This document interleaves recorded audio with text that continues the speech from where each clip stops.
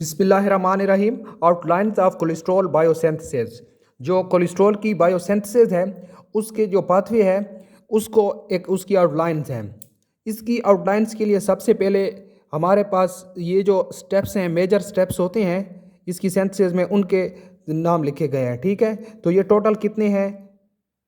5 steps में होती है। ठीक हो गया। तो 5 स्टेप में क्या है कि पहले हाइड्रोक्सी मिथाइल ग्लूटाराइल कोएंजाइम ए बनता है, सिंथेसिस ऑफ, इसको आप याद कर लेंगे। फिर फॉर्मेशन ऑफ मीवालुनेट होता है, ये बहुत इंपॉर्टेंट है। प्रोडक्शन ऑफ आइसोप्रीनाइड यूनिट, ये बहुत इंपॉर्टेंट है कि यानी कि फिर मीवालुनेट से आइसोप्रीनाइड यूनिट किस तरह बनती हैं। फिर सिंथेसिस ऑफ सिक्वालिन किस तरह बनता है, और सिक्वालिन की जो कन्वर्जन होती है कोलेस्ट्रॉल में वो किस तरह होती है। तो ये जो 5 स्टेप्स हैं बहुत ही इंपॉर्टेंट हैं और इन्हीं में मेजर चेंजेस होती हैं और इन्हीं से सारा साइकिल ड्रा होता है। ठीक हो गया। तो पहले क्या था कि एसिटाइल कोएंजाइम्स ए मिलकर फिर ये मिलते हैं और फिर synthesis of hydroxy methyl glutaryl coenzyme A की होती है। तो ये सारा सिस्टम फिर इससे hydroxy methyl glutaryl coenzyme A में क्या चेंजेस आती हैं कि मीवालुनेट बनता है। फिर मीवालुनेट में क्या चेंजेस आई, जो एसिप्राइनाइड यूनिट्स और आइसोप्रीनाइड यूनिट्स मिलकर फिर सिक्वालिन बनाते हैं। फिर सिक्वालिन में क्या चेंजेस आई कि यहाँ पर ये देखें कि ये कोलेस्ट्रॉल बना, और फिर रेनेस्ट्रॉल में क्या चेंजेस है कि कोलेस्ट्रॉल बना। देखें, स्टार्ट हमने 2 कार्बन कंपाउंड से लिया था और यहाँ पर 27 कार्बन हो गए। तो 2 कार्बन कंपाउंड आपस में मिलकर 6 कार्बन कंपाउंड किस तरह बनाते हैं। फिर 6 कार्बन रह गया, लेकिन इसमें चेंजेस आ गए जो मीवालुनेट बन गया। फिर 6 कार्बन से 1 कार्बन फिर गायब हो गया, 5 कार्बन, और 5 कार्बन फिर मिलकर 30 कार्बन तक पहुँच गया। ये किस तरह पहुँचे, फिर 30 कार्बन, फिर 30 कार्बन में 3 कार्बन की कमी हो गई, 27 कार्बन। तो अब हम इसके साइकिल, अब हमारे पास ये सबसे पहले कोलेस्ट्रॉल का फार्मूला है, यानी C27, जो लास्ट कार्बन है वो 27 कार्बन है लास्ट में। आपके पास हाइड्रोजन 46 और एक ऑक्सीजन है इसमें। ठीक हो गया। और इसके जो सारे जो ये हमारे पास जो प्रोडक्ट बने हैं, पाथवेज हैं, यानी कि ये एसीटोएसीटेट बना है, फिर beta hydroxy beta methyl glutaryl coenzyme A बना है, मीवालुनेट बना है। फिर ये सारे जो स्टेप इस तरह बने हैं, इनके लिए एक फार्मूला है। एक फार्मूला ये है कि ABM एक स्टूडेंट है, ABM एक स्टूडेंट है और इसने 5,535 रुपये निकाले हैं, यानी 5,035 निकाले हैं। इस स्टूडेंट की आईडी क्या है, आइडेंटिटी क्या है। ठीक हो गया। तो ये government federal school Lahore cantt से इसका ताल्लुक है।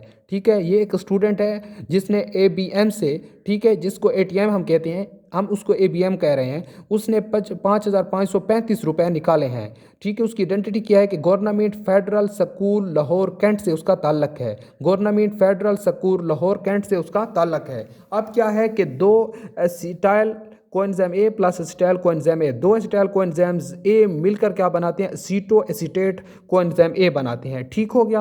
अब देखें कि यहाँ पर acetyl coenzyme A plus acetyl coenzyme, तो एसीटो एसिटाइल कोएंजाइम ए, इसमें भी 2 कार्बन है और इसमें भी 2 कार्बन है। तो इसका मतलब ये 4 कार्बन का बन गया। ठीक है, अब ये 4 कार्बन का बन गया, तो ये एक कोएंजाइम ए निकल गया और एक यहाँ पर हो गया। फिर नेक्स्ट जो है beta hydroxy beta methyl glutaryl coenzyme A, तो इसमें क्या हुआ कि ये 6 कार्बन का है। इसका मतलब है कि 2 कार्बन का और भी कोई चीज़ इसमें ऐड हो गई इसमें कि ये 6 कार्बन का बना, तो एसिटाइल कोएंजाइम ए इसके साथ मिलता है, तो फिर beta hydroxy beta methyl glutaryl coenzyme A बन गया। इसका मतलब है कि जो बीटा HMG कोएंजाइम ए है, यानी ये 3 एसिटाइल कोएंजाइम ए पे मुश्तमिल है। कितने पे? 3 पे। जब 2 होती हैं तो ये बनता है और 3 पे ये मुश्तमिल है। अब क्या हो गया, फिर इसके बाद इसकी रिडक्शन हो गई तो इससे मीवालुनेट बन गया। इससे कोई कार्बन नहीं लगा, वही 6 के 6 कार्बन है। फिर इसकी रिडक्शन हो गई, ठीक है, जिससे NADP प्रोड्यूस हो गया। तो ये इसकी रिडक्शन हो गई तो मीवालुनेट बन गया। तो मीवालुनेट की फॉर्मेशन तक हम पहुंच गए। ठीक है, यहाँ पर synthesis of HMG coenzyme A, ये पहला स्टेप था कि इसकी हमने सिंथेसिस की। लेकिन आपको ये पता हो कि ये 3 एसिटाइल कोएंजाइम ए पे कंसिस्ट करता है, ये मुश्तमिल है। ठीक है, तो acetyl coenzyme A plus acetyl coenzyme ए मिलकर एसीटो एसिटाइट कोएंजाइम ए बनाते हैं। ठीक, और फिर beta hydroxy beta methyl glutaryl coenzyme A से ये बन गया। ठीक, अब एंजाइम्स के नाम है, ये किस तरह लिखने हैं, इसके लिए एक और फार्मूला है। ये तो कंपाउंड्स के नाम थे, एंजाइम्स के लिए एक फार्मूला यूज़ हो रहा है। ठीक, तो उसके लिए क्या है, TRSO, ठीक है, 3K DTSHO, ठीक, DTSHO, total RS 3K, total RS 3K है, 3K, इसका मतलब 3K है। D से डिमांड है, क्या है, डिमांड।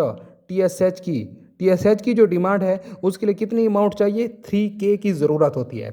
ये एक निमोनिक्स की तरह है। तो टी से क्या है, थायोलेज है। एस से क्या है, सिंथेज है। आर से क्या है, रिडक्टेज है। अब मीवोलुनेट तक आ गए। अब क्या है मीवोलुनेट से, मीवोलुनेट अब जो है मीवोलुनेट जब जाता है आइसोप्रीनाइट यूनिट तक, आइसोप्रीनाइट यूनिट ये है, ठीक हो गया, इस तक जाता है, ये 6 से 5 कार्बन हो जाता है, 6 से 5 कार्बन, ठीक। लेकिन यहाँ पर सारे 6 कार्बन हैं। तो मीवोलुनेट में क्या चेंजेस आई, मैंने ये फार्मूला लिखा था कि ABM, मीवोलुनेट तक हम पहुँच गए, ABM को हमने यूज़ कर लिया, 5535 है, 5535 है।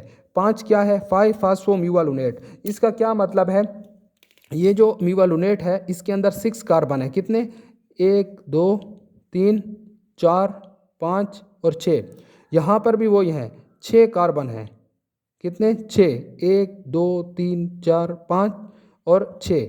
अब इसमें क्या है कि इसके कार्बन नंबर 6 के साथ 5 के साथ फॉस्फेट ग्रुप अटैच है, ठीक है, 5 के साथ फॉस्फेट ग्रुप अटैच है, 1 2 3 4 5 और 6।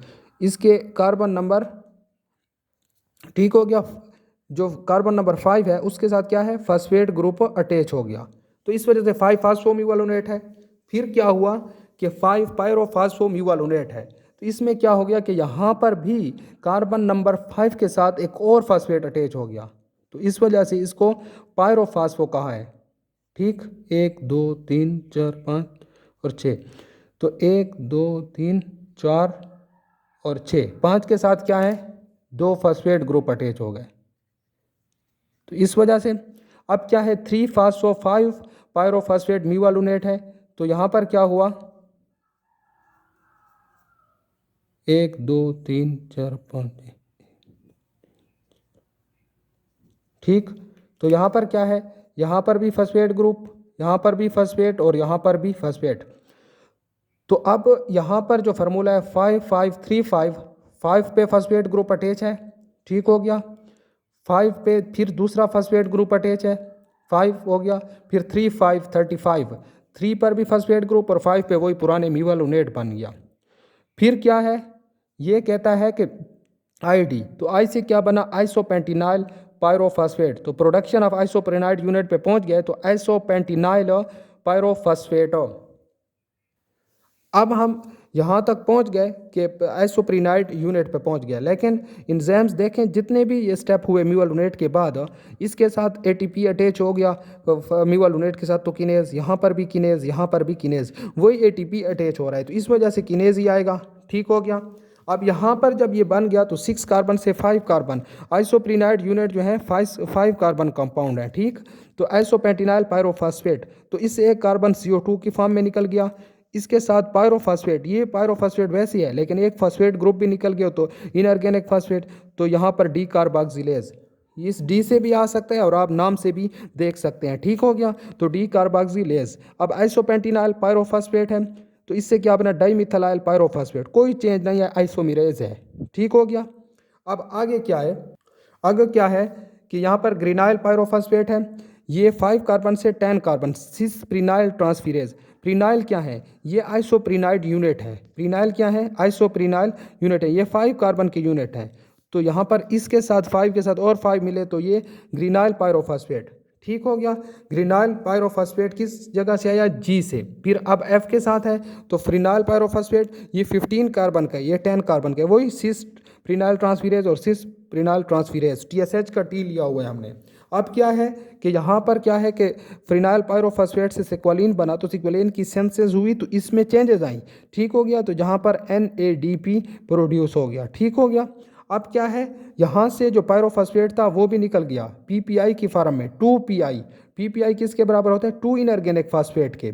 तो पायरोफॉस्फेट भी निकल गया, ठीक हो गया, और इसमें रिडक्शन भी हो गई। अब क्या है, सेक्वालिन, ठीक, सेक्वालिन। सेक्वालिन से क्या बना, लेनिस्ट्रोल, इपॉक्सीडेज भी हो गया, हाइड्रोक्सिलेज और साइक्लेज, तीनों एंजाइम आ गए और NADP भी प्रोड्यूस हो गया, ठीक हो गया।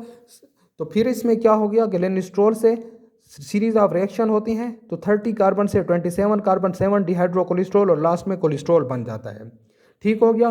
तो आप इस फार्मूले को देखें कि यहाँ पर हम DTSH, जहाँ पर DTSH था, तो इस फार्मूले से यहाँ पर ये देख लें कि डाईमिथाइल पायरोफॉस्फेट से फिर ग्रीनाइल पायरोफॉस्फेट, ठीक हो गया, डाईमिथाइल पायरोफॉस्फेट, ठीक, डाईमिथाइल पायरोफॉस्फेट डी हो गया, फिर जी से ग्रीनाइल पायरोफॉस्फेट, एफ से ये देख लें ये फर्निसाइल पायरोफॉस्फेट एफ से आ गया, फिर एस से सिक्वलिन आ गया, फिर लेनिस्ट्रोल एल से आ गया और सी से कोलेस्ट्रॉल आ गया। इंजाइम्स के नाम भी आप DTSH से देख लें तो वही सारे उसी तरह से आए हुए हैं, ठीक हो गया। अब इसमें देखना यह है कि कौन से स्टेप्स बहुत इंपॉर्टेंट है। स्टार्ट से मैं चला जाता हूँ।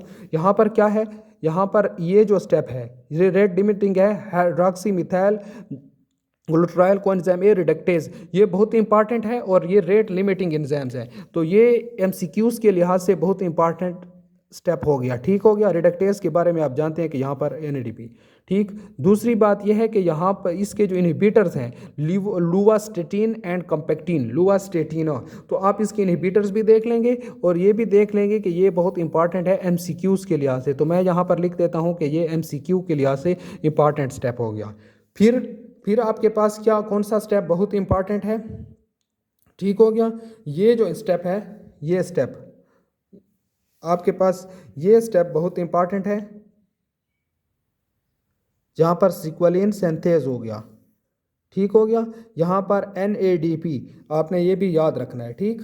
फिर आपके पास नेक्स्ट स्टेप जो है ये आपके पास बहुत इंपॉर्टेंट स्टेप है,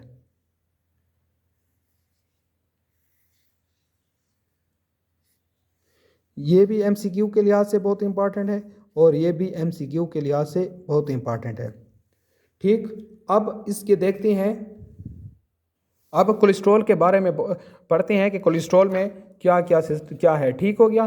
कोलेस्ट्रॉल का पहले फार्मूला क्या है, C27H46O, इसमें एक ऑक्सीजन है, ठीक हो गया। इपॉक्सीडेशन हुई तो वो आप देख रखते हैं लास्ट स्टेप में जो इपॉक्सीडेशन हुई तो उसमें ऑफन कॉल्ड एनिमल स्टीरोल इसको कहते हैं, ठीक। और एम्फीपैथिक इन नेचर, ठीक है। हाइड्रोफिलिक भी इसकी प्रॉपर्टीज़ हैं और हाइड्रोफोबिक भी हैं। तो ये स्टेप बहुत इंपॉर्टेंट है MCQs के लिहाज से, ठीक हो गया। तो ये MCQ के लिहाज से बहुत इंपॉर्टेंट पॉइंट है। ये एम्फीपैथिक है। दूसरी इसकी सिंथेसिस कहाँ पर होती है, इसकी जो सिंथेसिस है कोलेस्ट्रॉल की लीवर में और इंटेस्टाइन में होती है, ठीक, इंटेस्टाइन में। और ये आपको रोज़ाना कितना ज़रूरत होता है, 1 ग्राम। MCQs के लिहाज से ये बहुत इंपॉर्टेंट पॉइंट है, ठीक है।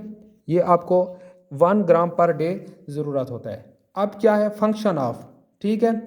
फंक्शन इतने तो वो नहीं है। Structural component of the cell, cell का स्ट्रक्चरल कंपोनेंट मेम्ब्रेन्स में यूज़ हुआ है, प्लाज्मा मेम्ब्रेन में। Precursor for the synthesis of other steroids, ठीक है। तो इससे स्टेरॉइड हार्मोन्स बनते हैं, वो भी देखेंगे। विटामिन D बनता है और बाइल एसिड्स बनते हैं। Essential ingredients in the structure of lipoproteins, lipoproteins का बहुत एसेंशियल इंग्रेडिएंट्स है। Fatty acids are transported to the liver as a cholesterol ester for oxidation के लिए। ऑक्सीडेशन के लिए फैटी एसिड्स लीवर्स को जब ट्रांसपोर्ट होती हैं तो किस तरह होती हैं, कोलेस्ट्रॉल ईस्टर में। ये आपको पॉइंट याद होना चाहिए MCQs के लिहाज से कि फैटी एसिड जब लीवर को ट्रांसपोर्ट होते हैं तो वो कौन से फॉर्म में होते हैं, तो कोलेस्ट्रॉल ईस्टर के फॉर्म में, ठीक। अब पूरा प्रोसेस जो हुआ सिंथेसिस ऑफ कोलेस्ट्रॉल हुआ तो उसमें आपको 18 मोल ऑफ एसिटाइल कोएंजाइम ए के यूज़ हुए, 18 मोल, 36 मोल्स ऑफ ATP और 16 मोल ऑफ NADPH के यूज़ हुए, ठीक। और 1 मोल ऑफ कोलेस्ट्रॉल। तो अगर MCQs आ जाए कि 1 मोल ऑफ कोलेस्ट्रॉल को प्रोड्यूस करने के लिए कितने आपको एसिटाइल कोएंजाइम्स ए की, कितने ATP और कितने NADPH की ज़रूरत होगी, तो आपको पता हो कि 18, 36 और 16 है, ठीक हो गया। तो इसके साथ कोलेस्ट्रॉल की सिंथेसिस का टॉपिक